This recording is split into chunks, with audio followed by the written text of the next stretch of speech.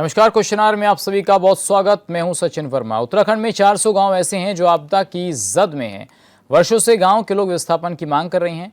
कई इलाकों में प्रभावित लोगों को विस्थापित भी किया गया, लेकिन आज भी सैकड़ों गांव ऐसे हैं जो इंतजार कर रहे हैं। सवाल है, व्यवस्थापन के लिए और कितना इंतजार करना। उत्तराखंड के पहाड़ों में भूधसाव भूस्खलन नई बात नहीं है। सरकार दावा तो करती है कि प्रभावित ग्रामीणों के विस्थापना की प्रक्रिया की जा रही है, और ये सच भी है कि सीमांत जनपदों में विस्थापन प्रक्रिया ने कुछ रफ्तार पकड़ी है, लेकिन अल्मोड़ा और नैनीताल, पिथौरागढ़, चमोली जैसे जिलों में भूगर्भीय जांच की वजह से मामला फाइलों में ही लंबित है।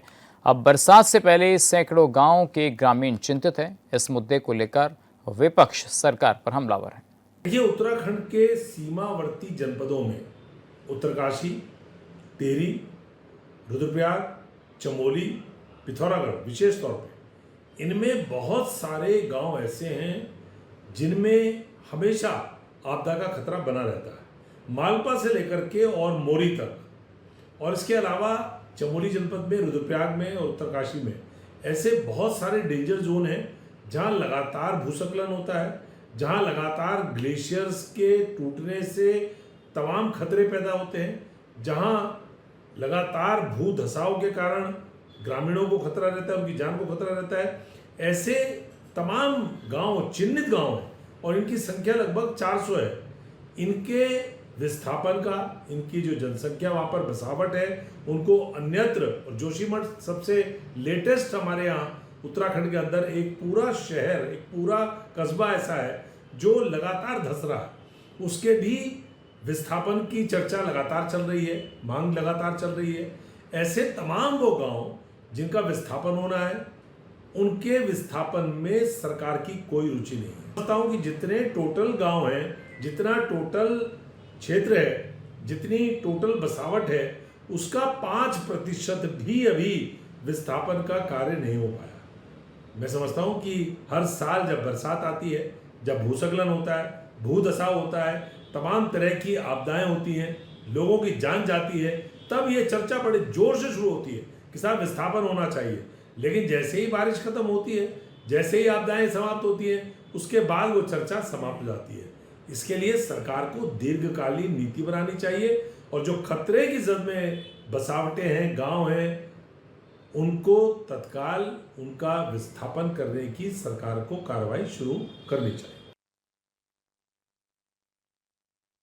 कि उत्तराखंड में आपदा की जद में 400 गांव हैं। लगातार समय समय पर उत्तराखंड में आपदाएं आई और 400 गांव उनकी जद में आए, लेकिन व्यवस्थापन के इंतज़ार में आज भी सैकड़ों परिवार लंबित हैं। वो इंतज़ार कर रहे हैं कब व्यवस्थापन होगा। कई सालों से इंतज़ार में उनका समय कट गया और सरकार से उम्मीद लगाए बैठे हैं। अब बरसात आने वाली है। बरसात के समय में डर के साए में जीने को लोग मजबूर हैं। इस साल भी बरसात से पहले ग्रामीणों में चिंता बढ़ती जा रही है।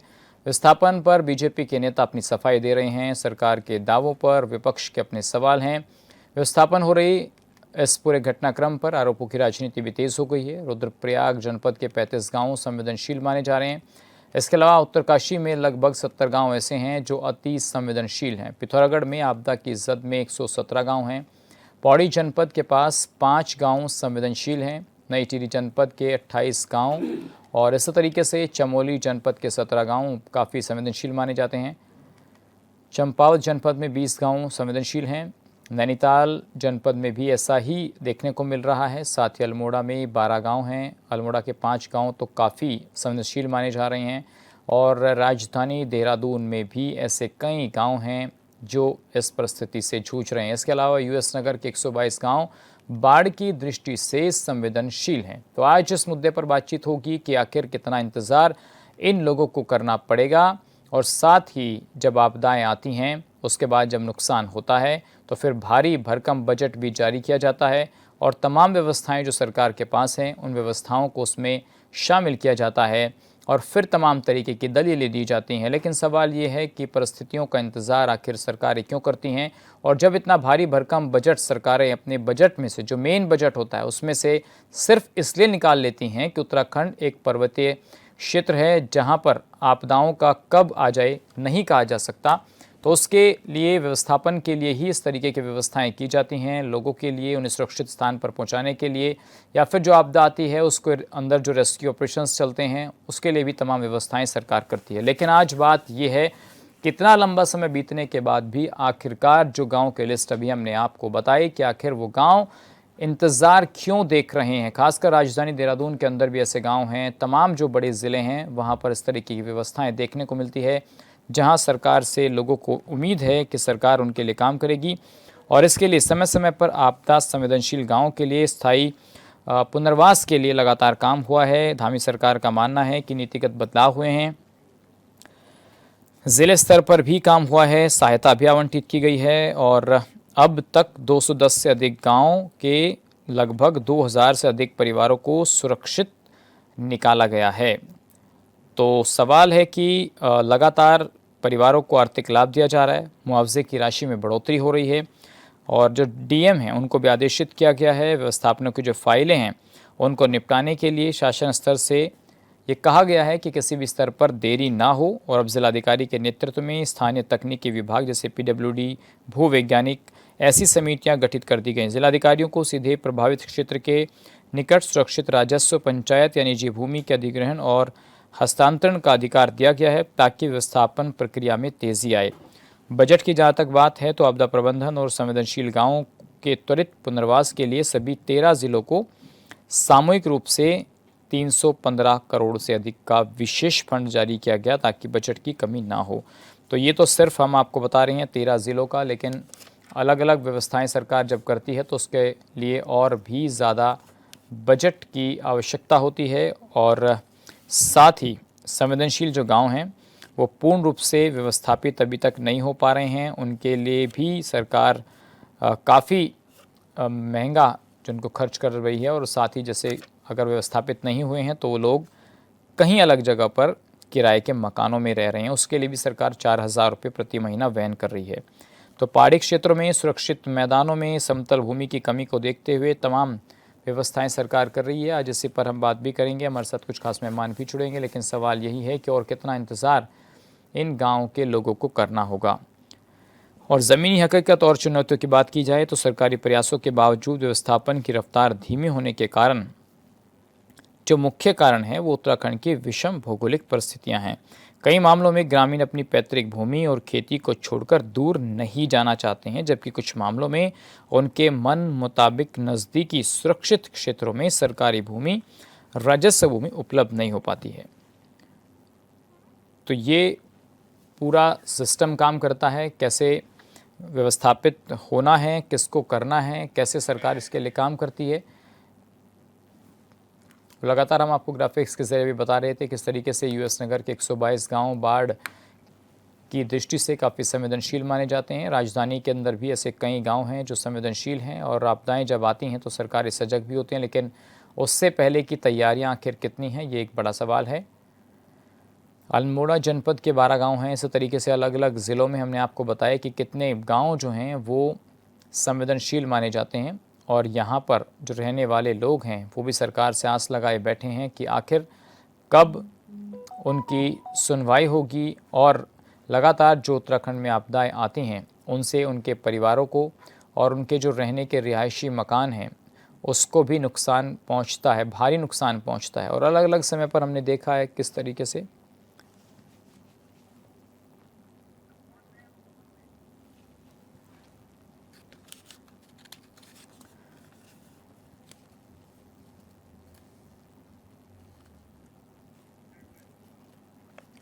और चलिए इसी पर बातचीत करेंगे कि आखिर अब कितना इंतजार करना होगा और सरकार इसके लिए क्या नीति बना रही है। हमारे साथ कुछ खास मेहमान जुड़ गए हैं। राजेश बिष्ट जी बीजेपी के प्रवक्ता हमारे साथ हैं, बहुत स्वागत राजेश जी आपका। आशीष सैनी जी कांग्रेस के नेता हमारे साथ हैं, आशीष जी आपका भी स्वागत। राकेश मिश्रा जी राजनीतिक विश्लेषक हमारे साथ हैं, बहुत स्वागत सर। उमा सिसोदिया जी भी हमारे साथ जुड़ रहे हैं, उमा जी बहुत आपका स्वागत है। और दीपक रावत जी भी हमारे साथ यूकेडी के प्रवक्ता जुड़ गए हैं, आप सभी का एक बार फिर से स्वागत करता हूँ। राजेश जी, लगातार व्यवस्थापन की बात हो रही है और अब देखिए सीज़न भी ऐसा आने वाला है कि जब बरसात हो रही है, आपदाएं कब आ जाएं पता नहीं है, कहा नहीं जा सकता। तो क्या तैयारियां हैं सरकार की? हमारे उत्तराखंड के अंदर भौगोलिक परिस्थिति बड़ी विषम है और हम जिन 13 जिलों की बात कर रहे हैं और जिस महत्वपूर्ण विषय पे चर्चा आज की है, ये निश्चित रूप से चिंतन का, मंथन का और इसके ऊपर किस तरह से जो कार्य हमारी इस जनता के लिए, जिनके द्वारा इस सरकार को बार बार मौका मिल रहा है, उसके लिए क्रियान्वयन करने का ये एक जिम्मेदारी भरा फैसला है जी। अभी वर्तमान परिस्थिति जो हम देख रहे हैं, जिसमें हमें ये समझ आ रहा है कि सरकार ने अपने लोगों की पुनर्वास के लिए जो व्यवस्थाएं बनाई हैं, उसमें जिस तरह से जियोलॉजिकल सर्वे की जो टीम है या उनके वैज्ञानिक हैं, वो वहां की जमीन का सर्वेक्षण कर रहे हैं, उन जगहों को चिन्हित कर रहे हैं और इन गांवों को चिन्हित करने के बाद जो उनके पुनर्वास के लिए बेहतर माध्यम हो सकता है, उस माध्यम के लिए सरकार प्रयासरत है। और निश्चित रूप से जैसे सरकार ने कुछ रास्ते हमारे लोगों के लिए खोले हैं, चाहे उनके पुनर्वास के लिए अगर उनको उस भूमि के अलावा अपनी किसी अन्य भूमि में अगर भवन निर्माण करना है, गौशाला बनानी है, या अपने विस्थापन के लिए जो भूमि में उनके लिए व्यवस्थाएं सरकार दे सकती है धनराशि के रूप में, वो सरकार खुले मन से एक बड़ा बजट रख के लोगों को तमाम दे रही है। और इसमें जितने गांव अभी तक जो आपसी सहमति से अपनी जगह को छोड़ के जिस जगह पे जा सकते थे और जहां विस्थापन संभव था, वहां पे जाके सरकार ने उस काम को किया है। जिन लोगों के पास भवन निर्माण के लिए अभी वर्तमान परिस्थिति नहीं है या वो नहीं चाहते हैं, उनको उनके मुताबिक जहां वो रह सकते हैं उनको किराया दिया जा रहा है। ये आपके सामने आपकी रिपोर्ट में भी है जी। अब रही बात जिन लोगों के लिए अभी चिंतन करने की आवश्यकता है, जो अभी नहीं जा पाए, उसके पीछे के कारणों को सरकार ने बहुत ज्यादा अधिक प्रयास करके खोजने की आवश्यकता है। जिन जगहों पे फाइलों की वजह से कार्य रुक गया, उस पे काम करने की आवश्यकता है। नहीं राजेश जी, दरअसल देखिए एक लिस्ट भी है ना सर इसकी, जैसे रुद्रप्रयाग के 35 हैं सर, और इसी तरीके से लगातार हम उत्तरकाशी के लगभग 70 हैं, भटवाड़ी के, इस तरीके से अलग अलग एक सूची है जो मैंने अभी काफ़ी देर तक बताई। मैं बताऊंगा तो काफ़ी समय खर्च हो जाएगा। यहाँ तक आपने बता दिया सचिन। हाँ, तो राजेश जी मैं पूछूं, यहाँ तक व्यवस्थाएं अब तक क्यों नहीं पहुंची है? इस पर भी तो कांग्रेस सवाल उठा रही है कि भाई कहाँ है आपका सिस्टम, इतना पैसा जारी होता है और अलग से फंड निकालती है सरकार इन कामों के लिए।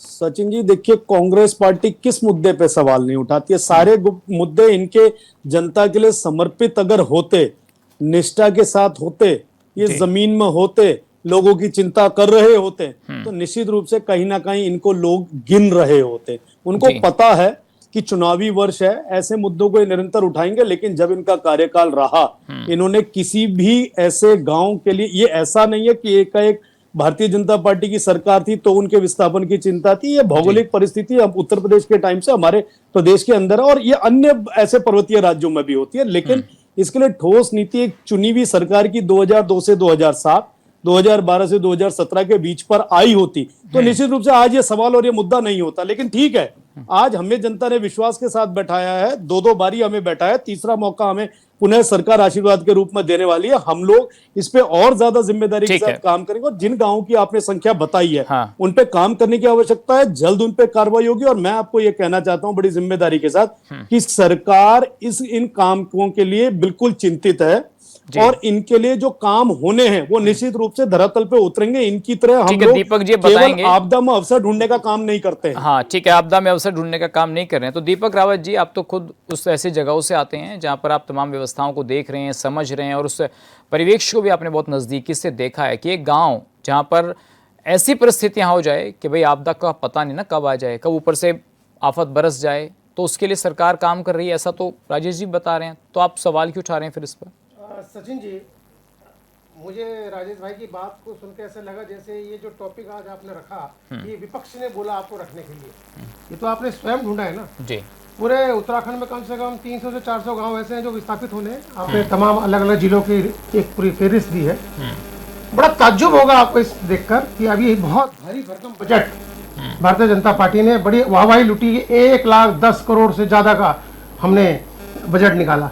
और उस बजट में आपको पता है पुनर्वास के लिए कितना है? मात्र 25 करोड़। ये बेशर्मी देखिए सरकार की, 25 करोड़ में पुनर्वास नीति कर रही है और यहां पर डेंगे मारते हैं इनके सारे नेता, इनके प्रवक्ता। 130 करोड़ दिए इन्होंने एसडीआरएफ को। क्या अगर कहीं टूट फूट हो जाए तो पुनर्वास जो ढांचागत है उसके लिए दीजिए। ये 400 गांव की नीति के लिए है, पुनर्वास नीति के लिए 25 करोड़ में। 10 करोड़ के लिए विस्थापन नीति, पलायन नीति के लिए। मतलब आप इनकी इनकी नीतियां देखिए ना, मैं कैमरों के आगे, माइक के आगे, भाषणों में आप कुछ भी बोल लीजिए, बजट में आपने क्या प्रावधान किया है आप उसको बात करिए ना, बजट तो बताएगा आपको। 25 करोड़ का हुआ है मात्र इस बार के बजट की बात कर रहा हूं। बेशर्मी देखिए आप, 400 गांव तो मतलब इंतजार कर रहे हैं कि कब उनको विस्थापन किया जाएगा। आप 25 करोड़ दे रहे हैं उनको, 25 करोड़ में कौन सा विस्थापन हो रहा भाई? किस जगह का स्थापन कर रहा है? थराली की बात कर रही है। आज तक राष्ट्र के लिए सबसे बड़ा त्याग अगर इस प्रदेश में किसी ने किया है, इस प्रदेश के बनने से पूर्व, टिहरी विस्थापित है। टिहरी विस्थापितों की समस्या आज तक निवारण नहीं हो पाया है। इतना बड़ा टिहरी बांध, सारी बिजली पूरे भारतवर्ष को दी जा रही है, गांव के गांव वहां से विस्थापित किए गए, आज भी उनको मालिकाना हक नहीं मिला जहां उनको विस्थापित किया गया।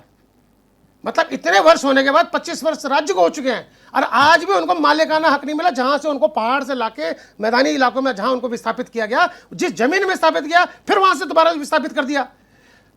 मतलब आप देखिए, एक तो आप किसी आदमी को पहाड़ से उसको विस्थापित करके आप मैदानी जिलों में ला रहे हैं, सुरक्षित जगहों में ला रहे हैं, उसके बाद फिर कोई परियोजना आती है फिर वहां से आप विस्थापित कर रहे हैं। आपने उनको खाना बदोश बना दिया। ये स्थिति इस प्रदेश की, और मालिकाना हक के लिए वो आज भी तरस रहे हैं। आज भी वो कहते हैं कि जिस जमीन में आपने हमें विस्थापित किया है उसके मालिकाना हक दीजिए, हमें नाम चढ़ा के दीजिए। नहीं दिया, क्योंकि फिर आपको दोबारा उनको वहां से विस्थापित करना है। ये हरिद्वार की घटना बता रहा हूं मैं आपको। तो आप भारतीय जनता पार्टी हो या कांग्रेस हो, दोनों ने बराबर राज किया है। जो नीतियां बनी हैं वर्तमान में भारतीय जनता पार्टी शासन कर रही है, जिस प्रकार की नीति आपकी पुनर्वास नीति जो होनी चाहिए विस्थापितों की, आप वो तो मौखौल उड़ा रही है। जो बजट आपने पेश किया है, जो मैंने दीपक जी, इसके लिए सिर्फ आप बीजेपी को जिम्मेदार ठहरा रहे, ऐसा तो नहीं है ना? वर्तमान में किसकी सरकार है? पहले भी तो सरकार यूकेटी की सरकार है क्या? कांग्रेस की सरकार है। सरकारें तो पहले भी रही हैं। ये कार्यक्रम किसकी सरकार में चल रहा है? आज आप कार्यक्रम करवा रहे हैं, वर्तमान में सत्ता में कौन बैठा हुआ है? नहीं, सवाल पूछने का आपका जायज है, उसमें कोई दो राय नहीं। मुझे बताइए, पहली सरकारों ने कुछ किया कि नहीं किया? सचिन जी, वर्तमान में बात करिए, भूतकाल में क्या हुआ है? मैंने तो टिहरी विस्थापितों का 25 इस राज्य के बनने से पूर्व की बात करी। मैंने भारतीय जनता पार्टी को कहां करा? मैंने कहा कि जो टिहरी विस्थापित है इस राज्य के बनने से पूर्व में थे, जब हम यूपी में थे तब विस्थापित हुआ है। आप तो 25 साल हो चुके हैं इस प्रदेश को बने हुए। अब जो नए जो आ रखे हैं, जो लिस्ट आप पकड़ा रहे हैं जिसमें 400 गांव हैं, उन पे तुम आया ही नहीं। अभी तक हम टिहरी विस्थापितों के जो उत्तर प्रदेश में थे, उत्तर प्रदेश के हमारे विस्थापन हुआ है, वही अपनी समस्या को निवारण नहीं कर पाए हम। पर अब मैं वर्तमान में आ रहा हूं, वर्तमान में हमारा भारतीय जनता पार्टी की है। आपने 1,10 करोड़ का 11 करोड़ का जो बजट दिया, उसमें 25 करोड़ दिए हैं। अब आप बताइए, मजाक कौन कर रहा है जनता के साथ? विस्थापन नीति के साथ मजाक कौन कर रहा है? बताइए ना आप। यदि आप इतने ही सीरियस होते तो आपको पैसा देना चाहिए। और जो लिस्ट आप बता रहे हैं 300 से 400, आपने विभिन्न जिलों के नाम बताए, तमाम मेरे ख्याल से अगर 13 जिले हैं, 13 जिलों में अगर 1 या 2 जिले पर्वतीय जिले छोड़ दूं तो तमाम जिलों के नाम आपने ले लिए। हर जिले में पुनर्वास होना है, हर जिले में विस्थापन नीति अपना हमें लागू करनी है। ठीक है, उमा जी से बात कर लेते हैं। ये होता है कि जो जनता की, जो पहाड़ की जनता जिससे वो लगातार जिन समस्याओं का सामना कर रही है ना, उससे किस तरीके से अपने आप को किनारा करना है, यह है सरकारों की। ठीक है उमा जी, अब ये बताइए, जब 2012-17 के बीच में कांग्रेस की सरकार चली तो कुछ नीतिगत ढांचा तैयार हुआ, कुछ तमाम चीजों में जैसे बुनियादी पुनर्निर्माण की बात हुई, और इसके अलावा बीजेपी का ये मानना है कि भाई नियमों में सरलीकरण हुआ और जिलाधिकारियों को ये सीधा अधिकार दिया कि वो राशि दें या फिर और जो व्यवस्थाएं हैं उनको बनाने के आदेश अधिकारियों को सीधे दिए गए हैं, और जल्द से जल्द जो फाइलें लटकी हैं उन पर देरी ना हो, उन पर काम हो। तो ये अगर सरकार इसमें प्रयास कर रही है, और पूर्व की सरकारों ने भी प्रयास किया है। देखिए, जो सरकार है में ही उनको ये सारे काम क्यों? हर साल उत्तराखंड में आपदा, मुख्यमंत्री धामी जी दिल्ली करोड़ से ज्यादा का बजट लेकर आते हैं, और वो बजट जो आपका आता है उसके बारे में कोई पत्र नहीं। जो बजट आपदा के लिए लिया कुछ किया है, कितने लोगों को हमने आपदा में किया, कितने लोगों के घर हमने दोबारा बनाए, कितने लोगों के जो खलिहान खत्म हो गए वो हमने उनको दिए। कोई उसके बारे में समाज के सरकार के जो सचिव तरह की बात नहीं रखते। सारे साल है, चुनावी साल पुनर्स्थापन परिवारों 400 गाँव को हम स्थापित करेंगे, तो क्या आपको लगता है कि अगले 6 महीने के कुछ ये लोग कर सकते होंगे?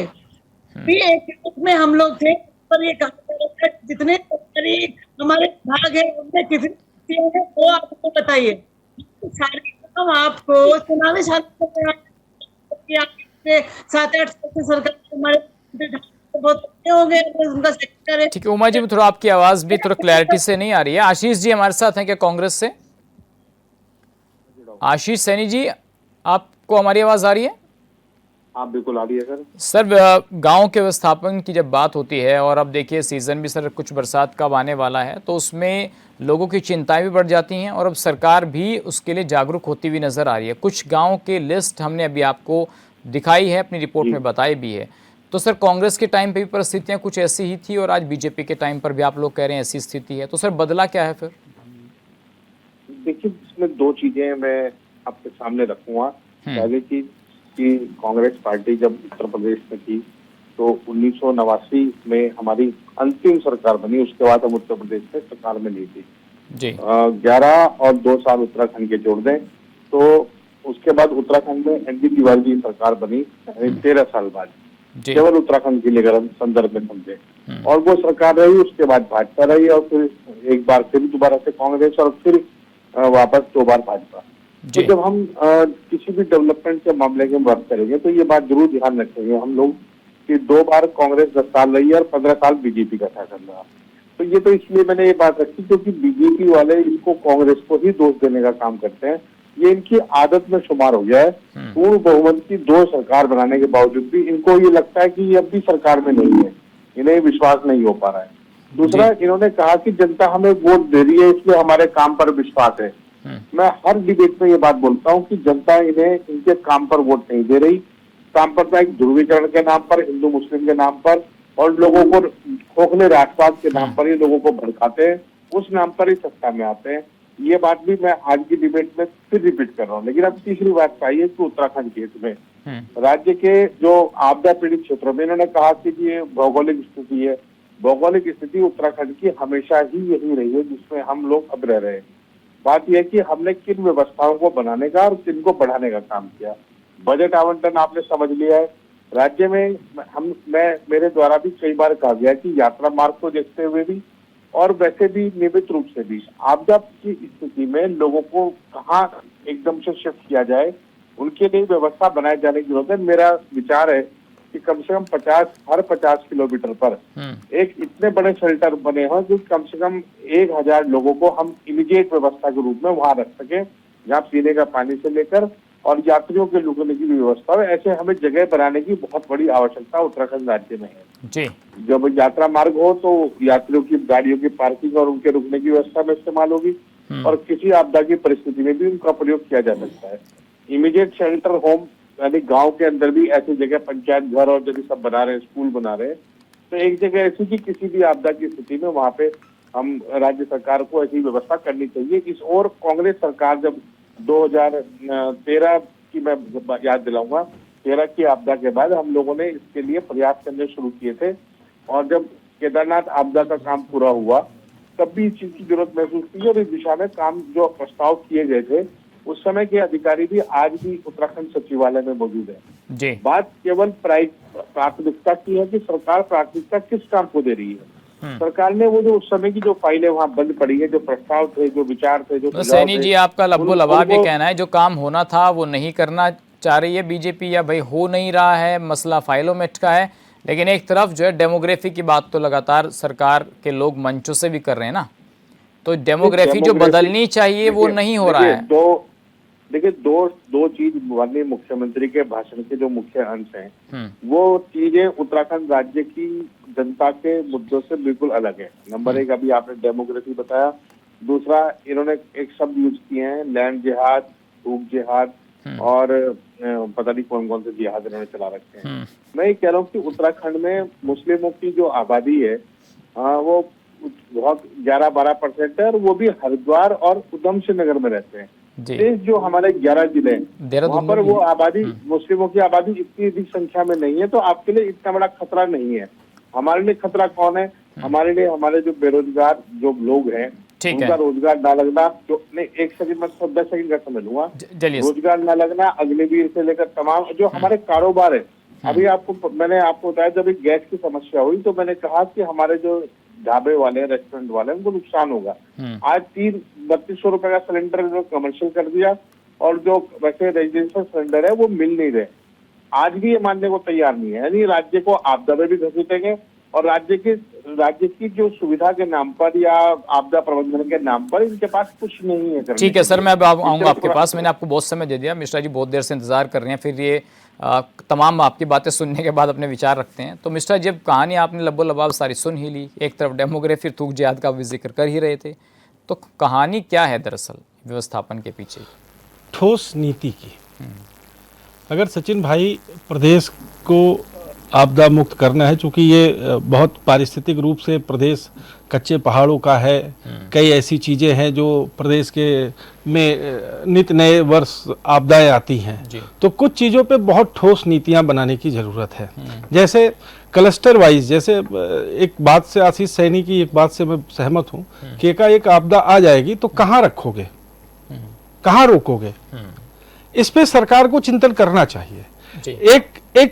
एक विचार है मेरा, और हो सकता है कि बाकी पैनलिस्ट हमारे संतुष्ट हों, कि हमें शहर को भी अब टाउनशिप की तरह यूज करना, पहाड़ों को भी टाउनशिप की तरफ ले जाना चाहिए। ऐसे ऐसे छोटे छोटे, जैसे मान लिया किसी 20 गांवों को हम विस्थापित करना है, तो वहीं के आसपास के एरिया में वहाँ के ग्राम पंचायत के प्रधान और वहाँ के जन जागरूक लोग, वहाँ के आपके आर्कियोलॉजिस्ट, सर्वे वाले, इन लोगों से एक भूमि का चयन करके वहाँ एक टाउनशिप डेवलप करनी चाहिए। इससे अस्थायी समाधान होगा। एक्चुअल में अस्थायी समाधान की जरूरत है। फंड और बजट तो हर साल आते हैं, लेकिन सर इतना आसान होता है कि आप इस गांव को कह दीजिए चलिए वहाँ व्यवस्थापित हो रहे हैं, आपको अपनी पुश्तैनी जमीन सब कुछ छोड़कर जाना पड़ता है। कई चीजों पे कई चीजें सामने आएंगी, कई रुकावटें सामने आएंगी, लेकिन वस्तुतः अगर मानव कल्याण के लिए किसी भी चीज को किया जाएगा, अब टिहरी में एक डैम बनना था, तो क्या पुरानी टिहरी को विस्थापित नहीं किया गया? पूरी तरह से विस्थापित किया गया जी। तो अगर हमारे लोगों का सही में हित है, तो मुझे लगता है कि हर उस एरिया में जहां पे हमको लोगों को विस्थापित करना है, वहां एक टाउनशिप डेवलप हो।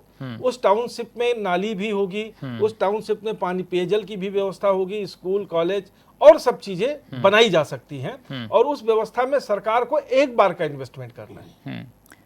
ठीक, ये एक विचार है। और सरकार अगर इन सब चीजों पे धीरे धीरे सनह, क्योंकि पूरी किसी के हाथ में वो जादू की छड़ी है नहीं कि एकाएक उन सब चीजों को हटा के और नई चीजों को ला के खड़ा कर दिया जाए, लेकिन सरकार तो अगर पैसा भी सर बहुत लगता है चीजों, बिंदुवार तरीके से और क्लस्टर वाइज, सेक्टर वाइज, तो कई चीजों का प्रभाव हमारे प्रदेश से कम होगा। जैसे अभी यात्रा सीजन है, अगर खुदा न खास्ता या परमात्मा न करे कोई ऐसी आपदा आ जाए, आज आप केदारनाथ की भीड़ देख रहे थे, कैसे रेला चल रहा है। अगर इसके बीच में कोई घटना हो गई तो आप क्या करोगे, कहां रखोगे, कहां रोकोगे, कैसे निकालोगे?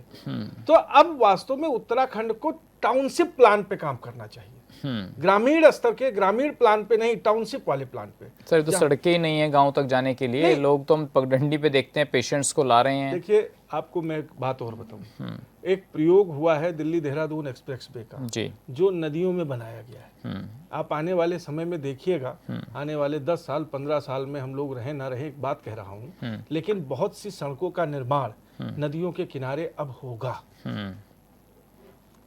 4 लेन चलेंगे। सरकार की इच्छा शक्ति है और यहाँ के इंजीनियर्स में वो पावर है। इसको भी एनवायरमेंटल डिस्टर्बेंस फिर कांग्रेस कहते हैं ना, कि देखिए भैया पेड़ काट रहे हैं, नदियों को, जानवरों को नुकसान हो रहा है। अब ऑफिसर उसे हाईवे पे चलना भी आशीष सैनी जी को है। एक वीडियो में एक सोशल मीडिया पे देख रहा था कि एक कश्मीरी श्रीनगर में उतरा, जब वो ट्रेन यहाँ से वंदे भारत वाली लेके गई, तो उसने कहा कि और उसने अपने उसमें संबोधन में वो कह रहा था कि वस्तुतः लगता है कि आज हमारा देश आजाद हो गया। देखिए विकास कहीं ना कहीं हमारे लिए कुछ चीजें लेता है, लेकिन बहुत कुछ सुविधाएं मानव जीवन के लिए देता भी है। आज से हजारों वर्ष, सैकड़ों वर्ष पूर्व, आप 50 वर्ष पूर्व चले जाइए, हम लोग शिक्षा की दृष्टि में जब थे तो किसी को वहां संदेशा देने के लिए पोस्टकार्ड डालते थे। बिल्कुल सही बात है नहीं? आज हम एक मैसेज डालते हैं फोन पे। ठीक है राजेश जी, अब ये बताइए सर, अब देखिए अभी कह रहे थे आशीष जी कि इनका ध्यान जो है इन चीज़ों पर नहीं है कि कितने गांव कहाँ किस समस्या से जूझ रहे हैं।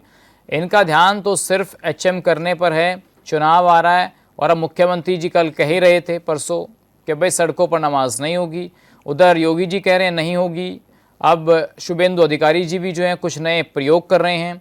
तो देश में क्या अब चुनाव आ रहा है यूपी उत्तराखंड का, तो फिर दोबारा नई एक फिजा तैयार हो रही है, तो ध्यान उधर है ज़्यादा, ये आरोप विपक्ष आप पर लगाता है राजेश जी। एक लाइन में बोल दूं, इस पूरे गंभीर प्रकरण पे चर्चा हो रही थी, इसमें हिंदू मुस्लिम कहां से हुआ? वो अभी राजेश जी के सवाल का जवाब उनको देना है। आशीष जी कह रहे थे ना कि इनका ध्यान ज़्यादातर इधर रहता है, डेवलपमेंट पर ध्यान नहीं है, गाँव पर ध्यान नहीं। राजेश जी आपने मेरा सवाल सुन लिया? सचिन जी, आपके सवाल के जवाब पे मैं ये कहना चाहता हूँ, सबसे पहला वक्तव्य मेरा आपने लिया था अभी इस गंभीर विषय पे, और मैंने आपसे कहा भी ये विषय बड़ा गंभीर है और संवेदनशील है। क्या मैंने अपने वक्तव्य में डेमोग्राफी चेंज की बात कही? क्या मैंने हिंदू मुस्लिम शब्दों का इस्तेमाल किया? क्या मैंने लैंड जिहाद, थूक जिहाद, पेशाब जिहाद, जमीन अधिग्रहण, क्या इन शब्दों का प्रयोग किया? बिल्कुल नहीं किया। तो आप डिबेट के अंश को समझ लीजिए कि जिस विषय पे चर्चा हो रही है उससे भटकाने के लिए और अपनी राजनीति चमकाने के लिए कांग्रेस पार्टी की नित्य कर्म यही हो गया है कि इस क्रम में वो रूटीन में हर डिबेट में हमारे मुसलमान भाइयों को ये संदेश देने की कोशिश करते हैं कि भारतीय जनता पार्टी हिंदू मुस्लिम करती है, जबकि आप डिबेट का कोई अंश उठा लीजिए, हमारे वक्तव्य में इस तरह के शब्दों का प्रयोग कभी नहीं होता है। दूसरी बात जी, हमने राज्यों की बात करी। यूपी में नारायण दत्त तिवारी जैसे इतने बड़े कद के मुख्यमंत्री जो वहां पे 2-3 बार मुख्यमंत्री रहे, हमारे प्रदेश में मुख्यमंत्री रहे, नवनिर्वाचित सरकार के मुख्यमंत्री रहे, पूर्ण बहुमत की सरकार के मुख्यमंत्री रहे, तो क्या इस भौगोलिक परिस्थिति के हिसाब से ये कोई आंकड़ा ऐसा बता सकते हैं आपके समक्ष 125 करोड़ उत्तराखंडियों के सामने कि हमारे द्वारा पुनर्वास के लिए और विस्थापितों के लिए इस तरह का बजट रखा गया था और हमें इतनी चिंता है? कोई ऐसी चिंता नहीं है। हमारे साथी यहाँ बैठे हैं, कहते हैं आपदा आती है तो मुख्यमंत्री जी दिल्ली भागते हैं। भाई दिल्ली में हमारे चुने हुए प्रधानमंत्री तो जाना होगा, यहाँ तो इन लोगों की पार्टी के मुख्यमंत्रियों की सरकार भागती है तो पंजाब में अपना शीश महल बना लेते हैं। देखिए राजेश जी, मैं ये अभी आप थोड़ी देर पहले कह रहे थे, मैं ये पूछ रहा हूँ सर, देखिए जैसा भी आशीष जी ने कहा कि भाई इनका ध्यान वहाँ है, जब बात कांग्रेस की आती है तब आप ये क्यों कहते हैं कि भाई हम तो काम कर रहे हैं लेकिन इनको चिंता मुस्लिम यूनिवर्सिटी बनाने की है, इनको चिंता जो है जुम्मे की नमाज को छुट्टी देने की है, इनकी चिंताएं तो एक विशेष वर्ग की है, तो वो जो आरोप लगा रहे हैं तो पीछे तो फिर बीजेपी के भी नेता नहीं रहते ना, आप लोग भी इन पर खूब तंज कसते हैं कि इनको भी डेवलपमेंट से मतलब नहीं है। सचिन भाई, चुनावी वर्ष आ गया है, चुनावी वर्ष निश्चित रूप से भारतीय जनता पार्टी देश में भारत के कोने से लेके भारत के शीर्ष तक अपना परचम लहरा रही है, तो सिर्फ और सिर्फ इस देश के उन लोगों के विश्वास पे जिन्हें यह विश्वास है कि अगर इन लोगों के हाथ में कमान दी गई तो ये जनता के पैसे से शीश महल नहीं बनाएंगे, जनता के पैसे से मुस्लिम यूनिवर्सिटी नहीं बनाएंगे, जनता के पैसे से ये वहां पे हरी नीली चादरें बनाकर जमीनों को नहीं कब्जाएंगे, जनता के पैसे से ये लोग लव जिहाद, थूक जिहाद, लैंड जिहाद, इस तरह के जो नए नए प्रकरण इस देश के तमाम राज्यों में देखने को मिल रहे हैं, उससे शायद हमारे देश के लोगों की सुरक्षा हो पाएगी।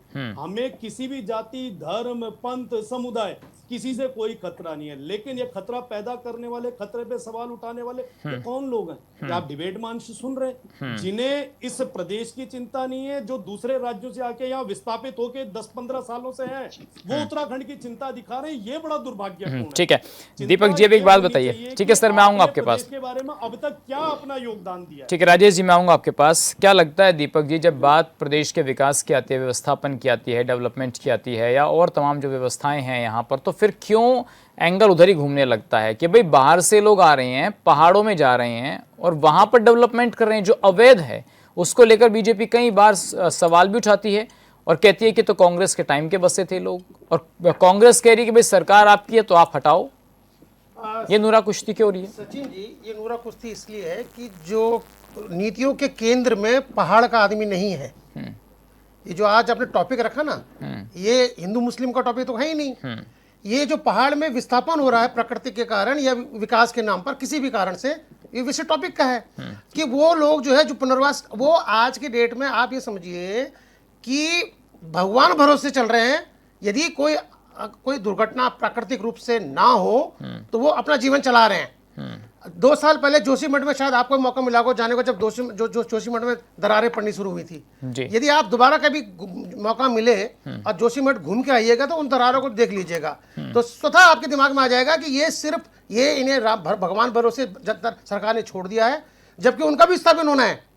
और दरारें इतनी गहरी हैं कि कभी अगर गलती से भी ये जो हमारी पृथ्वी जरा हिल गई तो उस जब हिलने से जो भूस्खलन होगा उसमें पूरे के पूरे गांव जाएंगे। और जहां तक मैं स्वयं गया था तो मैंने देखा था, तो मुझे लगता है कि जोशीमठ अपना अस्तित्व खो देगा। लेकिन चलिए बात विषय, अलग अलग हमारे जिलों में अलग अलग विस्थापन के गांव अभी भी इंतजार कर रहे हैं, तो वो किसके भरोसे हैं? ये लोग भी तो डेवलपमेंट, दीपक जी, कहीं नदियों के किनारे, कहीं पहाड़ों पर जाकर के रिजोर्ट बनाना और ऐसी जगह पर। सचिन जी, ये पहाड़ में हम पहले से बसे हुए, हजारों वर्षों से बसे हुए हैं, ये समस्या चली आ रही है, नहीं है। लेकिन अब सरकारें बन चुकी है ना, विस्थापन की नीति सरकार को बनानी है ना, तो मजाक कौन कर रहा है 25 करोड़ रखकर? मैंने क्यों उठाया? आपने 1 लाख करोड़ का, 1 लाख 10 करोड़ का आपने बजट कर, 25 करोड़ देके आप विस्थापन नीति करना चाह रहे हैं। 400 गांव आप अपनी लिस्ट में बता रहे हैं तमाम जिलों का, तो मजाक कौन कर रहा है?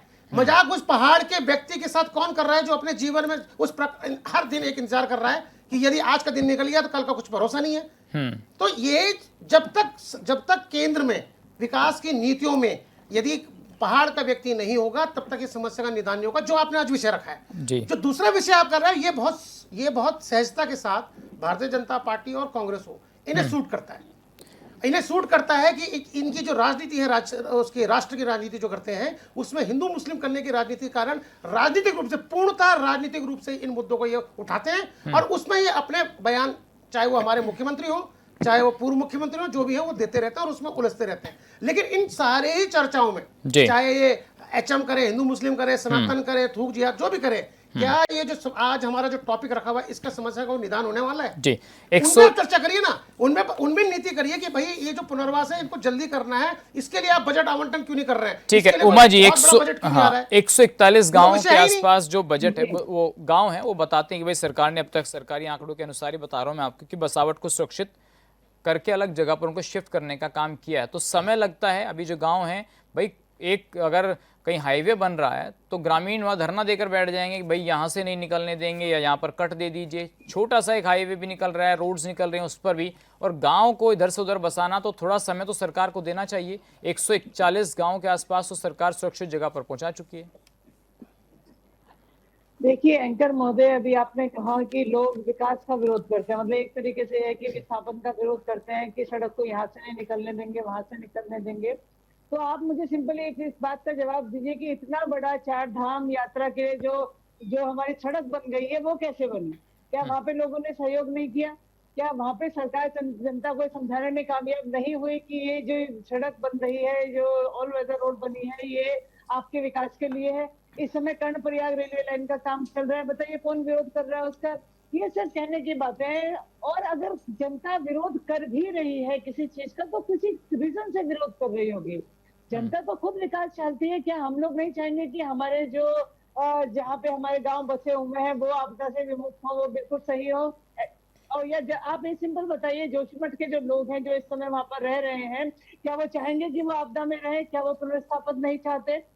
मेरा कहने का मतलब सिर्फ ये है कि सरकार जब इच्छा शक्ति के साथ काम करती है तो कार्य होता है। लेकिन अगर आपकी इच्छा शक्ति नहीं है, तो अगर आप तब आपके पास ये बहुत सारी चीजें होती हैं कि आप किसी की भी कह दीजिए कि यहाँ पर लोग विकास नहीं चाहते या लोग जो है वो विरोध कर रहे हैं। तो मैं देखिए एंकर महोदय, हमारे प्रदेश की 2 सबसे बड़ी समस्याएं हैं जो हर साल होती हैं और हमेशा वो सतत मतलब वो रहती हैं। पहले हम लोग आपदा होती है हमारे, और दूसरा जो हमारे जो एक्सीडेंट्स जो होते हैं, जो गाड़ियां हमारी कई बार खाई में गिर जाती है, ये भी हमारे प्रदेश की सबसे बड़ी समस्या है। 25 साल से ज्यादा हमारे उत्तराखंड को बने हुए हो गए हैं, आज तक हम सड़कों पर किनारे जो बनते हैं, सड़कों के किनारे वो नहीं लगा पाए हैं। ठीक है उमा जी, मैं आऊंगा आपके पास। मिश्रा जी को सवाल पूछना चाह रहे हैं। राजेश जी पूछे सर। राजेश जी, अभी आपने एक लाइन बोली, वो शब्द था कि जो हमारे प्रदेश में 10-15 साल पहले आए हैं वो आज हमको ज्ञान बता रहे हैं। मैं इस शब्द को समझ नहीं पाया, क्योंकि कुछ बातें हमने कही थी। तो क्या मैं आपके प्रदेश के विषय में राय रखने योग्य समझता हूं अपने आप को, या बाहरी माना जाए? अगर आपने इसे व्यक्तिगत लिया है तो मैं निश्चित रूप से आपके समक्ष क्षमा प्रार्थी हूं। ये शब्द आपके लिए और आपके विषय पर नहीं थे, इसलिए कृपया इसे आप अपने लिए ना समझे। कुछ चीजें जो व्यंग्यात्मक रूप में किसी प्रवक्ता के द्वारा हमारी पार्टी, हमारे नेता के लिए दी गई थी, ये शब्द उनके लिए थे। आप विश्लेषक हैं, आप अपनी भूमिका किसी भी प्रकार से किसी भी राज्य के होने के नाते रख सकते हैं। ये मेरे शब्द आपके लिए कतई नहीं थे, इसलिए अगर आपको ये लगा हो मेरी ये मैंने आपके लिए इंगित किया तो मैं क्षमा चाहता हूं। आपके लिए बिल्कुल नहीं थे। मैं आपको एक बार, राजेश भाई, आप बहुत सुभिज्ञ प्रवक्ता हैं भारतीय जनता पार्टी के, और ऐसे शब्दों का चयन करने से पहले जो किसी भी समुदाय या क्षेत्र को बांटते हों, एक राष्ट्रीय प्रवक्ता के स्तर पर आपको नहीं बोलना चाहिए। और मैं क्षमा चाहता हूं, अगर आपको मेरी बात ठीक ना लगी हो तो मैं सामूहिक रूप से क्षमा चाहता हूं। नहीं, ठीक है, चलिए कोई बात नहीं। आशीष जी, अब ये बताइए सर, 140 के गांव के आसपास सरकार बात करती है, लेकिन 300 से गांव अभी बचे हैं ऐसे जो व्यवस्थापित जिनको करना है और जो इंतज़ार भी कर रहे हैं कि भाई ऐसा हो, सरकार आए और अधिकारी काम करें। लेकिन सर जब चुनाव आता है तो दोनों की नूरा कुश्ती शुरू हो जाती है। जैसा अभी आप थोड़ी देर पहले कह रहे थे, भाई इनका डेवलपमेंट पर तो ध्यान है ही नहीं, इनका ध्यान तो वही है अलग स्टेट में जहाँ चुनाव हो रहा होगा वहाँ जाकर बोल देंगे क्या मीम की सरकार चाहिए या राम की सरकार चाहिए। फिर ये राम और ये इस तरीके की बातें क्यों होने लगती हैं? देखिए, राज्य में कांग्रेस की भी सरकार 2 बार रही है। मुझे कांग्रेस के मुख्यमंत्री का जो भी रहे हैं, तो एक मुख्यमंत्री तो खुद इनकी तरफ आ गए हैं। कोई एक बयान या कोई एक विचार इस तरह का मिला हो जिसमें वो सांप्रदायिकता की या इस प्रकार की बातें, हम लोग इस मुद्दे को क्यों उठा रहे हैं? इसलिए कह रहे हैं कि बार बार ध्यान भटकाने के लिए। अभी इन्होंने कहा था ना अपने वक्तव्य में कि हम चुनाव जीत रहे हैं, इसलिए हमें जनता पसंद कर रही है, इसलिए हम चाहे उनके आपदा प्रबंधन का काम करें ना करें, उनके स्कूल बंद कर दें, रोजगार कारोबार बंद कर दें, कोई फर्क नहीं पड़ता क्योंकि जनता ने वोट देगी। पहले हमें भी लगता था कि जनता ऐसा क्या कारण है कि इनको वोट दे रही है, इतनी सारी गलतियों के बाद, इतनी सारी कमियों के बाद, इतने सारे गलत आचरण के बाद हुई। लेकिन वो बाद में वो चोरी पकड़ी गई, पता लगा कि वो जनता का समर्थन नहीं है, वो दिखावे का समर्थन। अब वो चीजें, अब उस चीज से अलग हटके मैं दूसरी बात करूंगा। हम बिल्कुल सीधे शब्दों में कह रहे हैं कि आपदा प्रबंधन की बात है। आपदा प्रबंधन में हो सकता है कि आपके राज्य सरकार ने बजट कम किया हो, जैसे दीपक रावत जी ने बताया, तो कोई बात नहीं, आपसे अब तो ठीक कर लीजिए।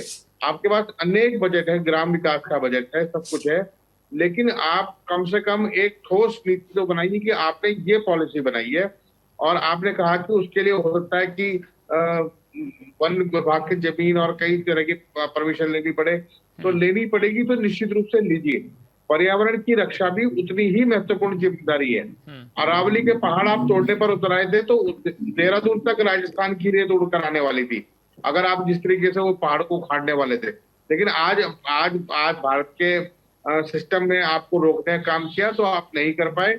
लेकिन कम से कम उत्तराखंड राज्य में आज किसी भी जिले में जाइए, 40 डिग्री 42 डिग्री टेम्परेचर दिखाई दे रहा है। पहाड़ी जिलों में भी जहां बर्फ पड़ी है उनको छोड़ देंगे तो आप बताइए ना, पौड़ी में, नैनीताल में अगर इतनी गर्मी हो रही है तो उत्तराखंड में तीर्थयात्री काय के लिए आएगा? आपको तो कोशिश करना चाहिए कि हरिद्वार में भी ठीक स्थिति बन जाए, यहाँ भी इतना ठंडा मौसम हो, लोग कहें कि हम उत्तराखंड में हैं। देखिए, पर्यावरण की रक्षा, पर्यावरणीय संतुलन और निश्चित रूप से डेवलपमेंट के मामले में और राज्य के नागरिकों की सुरक्षा के मामले में आपदा प्रबंधन की बहुत बड़ी आवश्यकता है। और राजेश जी से तो मैं कहूंगा कि अगर आपको लगता है कि आपकी सरकार में, क्योंकि जो आपके आपदा प्रबंधन राज्य मंत्री हैं, उन्होंने अभी तक, इस वक्त तक भी जब हम आपसे बात कर रहे हैं, एक भी प्रस्ताव राज्य सरकार के समक्ष आपदा प्रबंधन के जो मंत्री बनाए गए हैं, जिनको बड़ी बड़ी गाड़ियां और गनर और सब सुविधाएं आप उपलब्ध करा रहे हैं, तो उन्होंने अभी तक एक भी प्रस्ताव नहीं रखा है।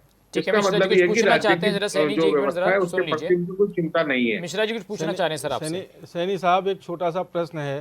प्रश्न ये है, भी आप मुझे संघ का बता दोगे कि मान लिया पुष्कर सिंह धामी जी ने एक नमाज को लेके बात कही, तो हरीश रावत जी को टिप्पणी देने की क्या आवश्यकता थी?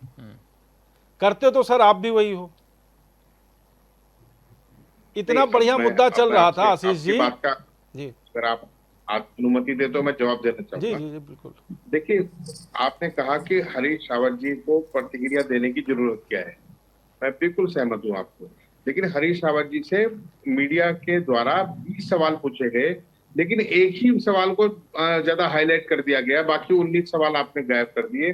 तो ये भी तो एक तरह का मतलब एक सांस मैं कहता हूँ एक सवाल में भी पत्रकारिता वाला आतंकवादी एक है, सवाल में भी जिससे भावनाएं भड़कती है वो आप दिखा रहे हैं, जो हमारे सुझाव है वो आप दिखा नहीं रहे। मैं तो सिर्फ निवेदन करते हुए कह रहा हूँ, मैं तो राजेश जी से भी निवेदन किया, अगर 19 सवाल पूछे गए, 20 सवाल पूछे गए, मैं आ जाऊंगा। अगर 20 सवाल पूछे गए हैं सर, तो कुछ ऐसा बोला होगा ना उसका जिसमें एक सवाल को ज्यादा हाइप दिया जा रहा है। बिल्कुल सही है। तो एक बात को बोलने के लिए अलग तरीके भी हो सकते हैं। मीडिया की जिम्मेदारी है कि वो जो सबसे महत्वपूर्ण विषय है जिससे उनके समाचार को प्रकाशन का अच्छा व्यूज मिले तो वो दिखाने की सर एक बात बताया आशीष जी, और जब अगर मुस्लिम उन्होंने खुद कहा भी कहते है हैं तो कि सड़क लेकिन नापाक अगर वो जगह ये है, नमाज पाक जगह पर पड़ी जाएगी, तो कांग्रेस के लोग उसको किस तरीके से डाइवर्ट क्यों करते हैं कि बीजेपी प्रेशराइज कर रही है मुस्लिमों को उनके अधिकारों से। सचिन भाई आपको मैं बताऊं, बीजेपी उन मुद्दों पर लाने का काम कर रही है। अरबियन कंट्री जो मैं निश्चित रूप से मानता हूं कि इस्लाम की प्रवर्तक देश है, दूर रहेंगे, जहां से इस्लाम तो निकला है, उस राज वहां तक बैन है, कहीं नहीं पड़ी। और कल मैं इस विषय पे चर्चा कर रहा था, वहां सबसे पहली चीज यही लिखी है कि रास्ते को रास्ते का हक मिले, मतलब हक के लिए बात है। यहाँ तो अधिकार मारे जा रहे हैं मुस्लिमों के। तो ये कहानी बता देंगे। मैं आपसे एक सवाल पूछ लेता हूँ कि फिर नहीं तो आप कहेंगे कि मैं आपको शंका बताता हूँ, तो क्यों बता रहा हूँ। आपके इसी बयान को जो आपने कहा कि रास्ते को रास्ते का हक मिले, तो क्या आप ये बयान देने को अभी इस चैनल पर तैयार हैं कि इसमें प्रत्येक धर्म पर ये बात लागू होगी? बिल्कुल कही थी कल मैंने। आशीष जी आप कल का बयान बात बोलेंगे। आशीष जी आप किस विषय में बात करें, जरा बता दीजिए कौन से धर्म पर लागू हो रही है? नहीं, आप उनका धर्म ये है कि शोभा यात्रा पे भी लागू होनी चाहिए, कांवड़ पे भी लागू होनी चाहिए। उनका कहने का मतलब कौन सी सड़क बन रही है? उनको कांवड़ पे भी लागू, वो हिंदू मुस्लिम सिख ईसाई चारों की बात कर रहे हैं, क्योंकि वो सर्व समभाव की बात करते हैं। राकेश जी आप उनको सीधे इस्लाम से जोड़ देते हैं। मैं बिल्कुल सिंगल लाइन कह रहा हूँ, राज्य के माननीय मुख्यमंत्री एक आदेश पारित कर दें आपके निवेदन, आप कर दीजिए निवेदन कि सड़क पर कोई भी धार्मिक कार्यक्रम नहीं होगा। ये लोकतांत्रिक प्रक्रिया है, लेकिन मुख्यमंत्री द्वारा ये कहना कि मैं नमाज नहीं पढ़ने दूंगा, बाकी काम होने दूंगा, आशीष जी एक वो ये कह रहे हैं, आशीष जी मुझे एक बात का जवाब दीजिए, नमाज और शोभा यात्रा में आपको अंतर नहीं नजर आता? एक चल रही है मेरी नजर में दोनों सड़क को बाधित करते हैं। नहीं, एक यात्रा चल रही है, नहीं वो दूसरा कॉन्टेक्स्ट दूसरा है। एक आशीष जी मैं समझ गया आपको कॉन्टेक्स्ट क्या है। आशीष जी कह रहे हैं, देखिए मैं समझ लिया, वो कह रहे हैं कि नमाज में तो 5 मिनट का टाइम लगा। एक मिनट सर, आशीष जी मैं थोड़ा समझा देता हूँ, फिर राजेश जी भी जवाब देंगे। उनका ये कहना है कि भाई नमाज तो 5-10 मिनट के लिए हो गई, भाई थोड़ा देर का टाइम लगा, लेकिन भाई जागरण तो पूरी रात हो रहा है। और भाई आप हनुमान चालीसा का पाठ, रामचरितमानस का पाठ, कथाएं ये तो रोज हो रही है, 4-4 घंटे चल रही हैं। उनका ये कहना है सरकार एक नीति बनाए और उसे लागू करे। कोई शोभा यात्रा वर्षों में एक बार होती है और नमाज 5 टाइम हो रही है, हर 7वें दिन होती है। सर क्या बात कर रहे हैं, और रोज शोभा यात्रा चलती है, रोज रूट बदल के आना पड़ता है हमें, रास्ते बदल के रास्ते से आना पड़ता है। क्या बात कर रहे हैं, हर रोज का ये काम हो गया। दुनिया भर के धर्म, दुनिया भर के पंथ, साधु और तरह के धार्मिक लोग रोज यात्रा निकालने लगे, और अब ये भी नहीं कह सकते कि ये धर्म कम कर रहा है, ज्यादा कर रहा है, सब निकाल रहे हैं। हर एक को सड़क पर ही अपना धर्म का पालन करना है, अपने घर में धर्म का पालन करने को तैयार नहीं है। ठीक है दीपक जी, फिर मैं राजेश जी से जवाब लूंगा। इन चीजों पर क्यों इतना बवाल होता है? देखिए अभी कह दिया कि भाई अगर आप मुसलमानों को नहीं करने दे रहे हैं तो फिर आप कैसे हनुमान चालीसा पढ़ रहे हैं? सचिन जी इस तरीके की बातें करने से तो कहीं ना कहीं फिर लगता नहीं कि फिर जब मुख्यमंत्री जी कहते हैं अर्बन नक्सल गैंग है। सचिन जी आपका विषय क्या है और चर्चाएं भारतीय जनता पार्टी की और कांग्रेस के बीच में किस विषय में चल रही हैं? तो स्पष्ट हो जाता है इस बात पर है ना कि आपदा प्रबंधन में भी तो कुछ नहीं कर रहे हैं। आपदा प्रबंधन में हमने तो आपदा प्रबंधन का सुझाव दिया ना, लेकिन राकेश मिश्रा जी जो यहाँ बैठे हैं इन्होंने डाइवर्ट कर दिया मैटर को सीधा। यदि इस विषय में मैं इसीलिए बार-बार इनको कहता हूं कि ये डाइवर्ट करते हैं, हम डाइवर्ट नहीं कर रहे हैं। नहीं सर, हम तो 1 घंटे से उसी पे चर्चा कर रहे हैं ना, ऐसा तो नहीं है कि हम उससे बात नहीं कर रहे। आप ही ने कर दी आज की शुरुआत तो आशीष जी ने करी। आशीष जी ने कहा। देखिए सचिन भाई, दोनों ही राष्ट्रीय दलों को ये बहुत सूट करता है, मुफीद है, उनकी राष्ट्रीय राजनीति में बहुत मुफीद लगता है। तो इस वजह से क्या होता है कि जो यहाँ की मूल समस्याएं हैं, वो विषय ही नहीं बन पा रहे हैं, वो केंद्र में विषय ही नहीं बन पा रहे, राज्य के केंद्र में नीतियों में। राजेश जी अब देखिए सियासी पिच आ गई है, क्या करेंगे आप? राजेश जी क्या ये इशू सूट करते हैं क्या? अब सुवेंदु अधिकारी बन गए हैं मुख्यमंत्री, ज्यादा फोकस इन्हीं चीजों पर है। राजेश जी, जी मैं आपको दोबारा बता दूं, राकेश मिश्रा जी पर जो मैं आरोप लगाता हूँ वो बिल्कुल सही है। इन्होंने जानबूझकर मुद्दे को डाइवर्ट करने का काम किया। आज भी मैंने बात की कि प्रबंधन में कुछ जो आपदा प्रबंधन है उस पर बात होनी जी चाहिए। लेकिन ये मुझे कहा लेके, चलिए मैं आपके इशू का सवाल पूछ लेता हूँ। आशीष जी, अभी दीपक जी कह रहे थे भाई जोशीमठ की बात हो रही है, केदारनाथ बद्रीनाथ की बात हो रही है, वहां पर सरकार की क्या तैयारियां हैं। तो एक तरफ तो सरकार की तैयारियों की बात होती है, दूसरी तरफ जो है बीकेटीसी फैसला सुना देती है, अभी तो गैर हिंदुओं का प्रवेश बंद है। तो फोकस क्या यहाँ पर ज्यादा हो रहा है? क्या जिस काम पर फोकस होना चाहिए वहां नहीं है? राजेश जी, इन पर फोकस हो रहा है क्या? साथियों ने एक दो बातें बोली। जोशीमठ का और सिलसिला सुरंग का मामला हमने बार बार उठाया कि इन कंपनियों से एक अपनी तकलीफ जाहिर करी। Ashish ji 2 minute sir, Ashish ji just a minute, मैं 1 मिनट राजेश जी से सवाल पूछा मैंने, बताइए। मैं सिलसिलेवार इनकी बात का जवाब दे देता हूं। अभी हमारे साथी ने कहा कि हमारे मंत्रियों के पास, हमारे मुख्यमंत्री जी के पास गनर होते हैं। इनसे कोई ये पूछे कि जो इनके 18-19 विधायक जीते हैं, या एक निर्दलीय विधायक, 2 निर्दलीय विधायक जीते हैं, एक सपा के विधायक जीते हैं, या बसपा के विधायक जीते हैं, क्या उनको गनर नहीं मिले हुए? क्या सरकारी गाड़ी आपके नेता प्रतिपक्ष को नहीं मिली हुई है? आपके रोना, ये बहाना, ये गिड़गिड़ाना कब तक चैनलों में चलाएंगे? ये सबको पता है कि आपके नेता प्रतिपक्ष के बाद जितने मुख्यमंत्री जी के पास गाड़ी होती है या उसके साथ चलती है फोर्सेस, आपके नेता प्रतिपक्ष के साथ है। और जो हमारे प्रधानमंत्री जी के साथ फोर्स है वो आपके राहुल गांधी के पास फोर्स है। आप इन बातों को बरगला के क्यों झूठ परोसते हैं? ये झूठ परोसने वाला काम बंद करो। क्यों बनाया गया है? आपकी जानकारी है तो अधूरी है, या आपके पास जो लिखा हुआ सिलेबस वो इतना ही है?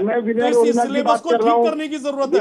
इसलिए झूठ मत परोसिए, झूठ मत परोसिए। और बार-बार अपने वक्तव्य में बार-बार आप ये जाहिर कर देते हैं, बार-बार अपने वक्तव्य में आप जाहिर कर देते हैं पूर्णतः हिंदू विरोधी, राजेश जी ने मेलोडी दे रखी है, पूर्णतः सनातन धर्म की विरोधी। आप बार-बार अपने वक्तव्य में आपके सारे प्रवक्ता इस बात को कह देते हैं। हरीश रावत जी वाली लाइन पर आप लोग चल रहे हैं, और हरीश रावत जी 4 टिकट ले जाएंगे, आप लोगों को टिकट नहीं मिलेगा। फिर भी ये बता दिया मैंने। इसीलिए हिंदू मुस्लिम उनके कहने पे बंद करो, जैसे वो 2022 में मुस्लिम यूनिवर्सिटी खुलवाने की तरफदारी। चलिए ठीक है सर, बहुत शुक्रिया राजेश जी, आशीष जी, मिश्रा जी, सिसोदिया जी, दीपक जी, सभी मेहमानों का बहुत शुक्रिया। सवाल ये है कि जिन गांवों को इंतजार है उनका सपना कब पूरा होगा, और जो खतरा उन पर मंडराता है सरकार उसके लिए कब काम करेगी। आज के लिए बस इतना ही, नमस्कार।